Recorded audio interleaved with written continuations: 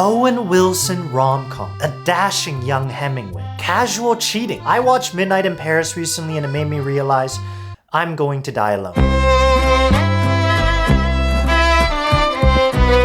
What if the world used to be more romantic? What if we lost that without even realizing? I was having a tough day the other day. Oh, I'm giving up on comedy, another failure in my life. No one loves me. Oh, I have no money, I need to find a full-time job, I'm so... No one loves me. Oh, I can't use Amazon because I need to show solidarity against the US manufacturer. In an effort to raise my mood, I did what any normal straight guy like myself would do.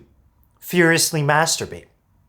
And then watched a rom-com. Now, I've always been a fan of the romance genre. I'm a self-proclaimed romantic. Not necessarily for the romance. I find every time the male protagonist finally gets a girl together, I'm like, what the fuck, like no one loves me. I'm a big fan of rom-coms for the romance beyond love. When I see Ryan Gosling spend decades of his life building a house for a woman that's already married, I think to myself, wow, what conviction. When I see Owen Wilson casually cheat with 3 Parisian women, I think to myself, huh, Woody Allen might be a creep. But the way Owen plays the character of Gil, his excitement meeting his literary heroes, his naivety in the face of infidelity, how he does awestruck. Wow. It's not the romance of Gil falling in love with Gabrielle in the pouring rain of Paris. It's the romance of how Gil lives his life. After clearly being a very successful Hollywood writer, he wants to throw it all away to write a book. He compromised who he wanted to be to attain success and betrayed his true self so drastically he could never forgive himself, and 30 years later he's ready to throw it all away to become that writer. Bitch, I'd never. If I was living like Gil, making millions of dollars selling scripts to Hollywood, a notoriously difficult industry to get into, if I had Rachael MacAdams as my bitchy trust fund wife, the last thing I'd be doing is trying to write a fucking book. Oh, is the hottest woman on earth cheating on me? Oh, who cares? She's so hot. I have no self-respect. I love you. To me, I love how rom-coms are able to romanticize the day-to-day. Show the beauty in trying to find love, purpose, passion, because when I live a life with no purpose or passion or love, I'm fucking miserable. I'm sad. I'm depressed.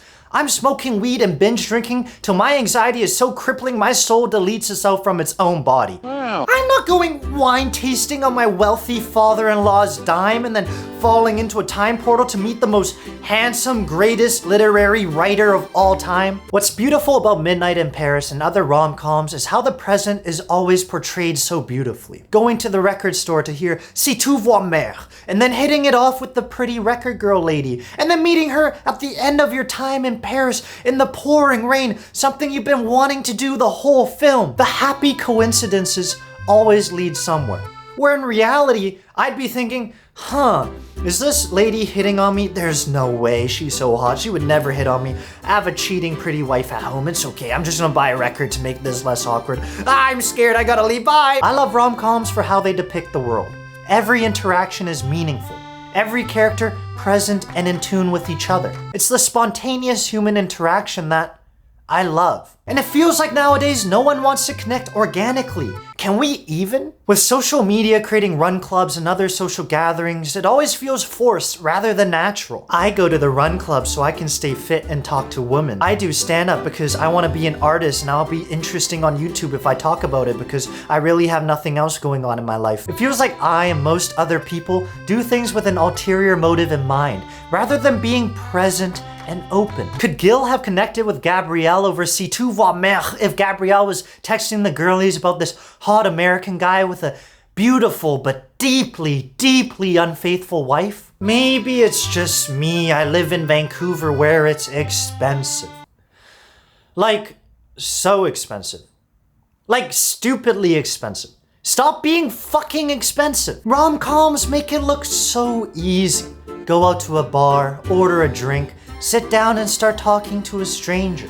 If I go get drunk by myself at a bar, it's a problem where all my friends are concerned. And even if I did do that, that's a $200 gamble just to get ignored by the girl on her phone at the bar. On top of that, how do I ask someone I find interesting to sit down and have a conversation with me when the DJ's shirt's off raging to, they not like us, they not like us. Even without the noise, do people really want to sit down and talk to someone who has no status, fame, wealth, and could be a serial killer. It's as if the initial instinct is to reject connections by looking down on the other person. I'm guilty of this, and I have nothing. I don't love rom-coms for the romance, the sex, or the deep character building. I love rom-coms for how they portray a world that's present, a world where people are in tune with each other, a world that I don't know if it exists anymore. Maybe it does, and I'm just struggling so hard I can't afford to go to the jazz bars and connect to people over quiet music. Or maybe I'm just so socially awkward now I'm physically repulsive. What I do know is I love Midnight in Paris because everything connects so beautifully in hindsight. But in reality, we don't see the magic of those moments until it's too late. And by loving rom-coms as a straight guy, I've realized I'm going to die alone. Or get cheated on by Rachael MacAdams.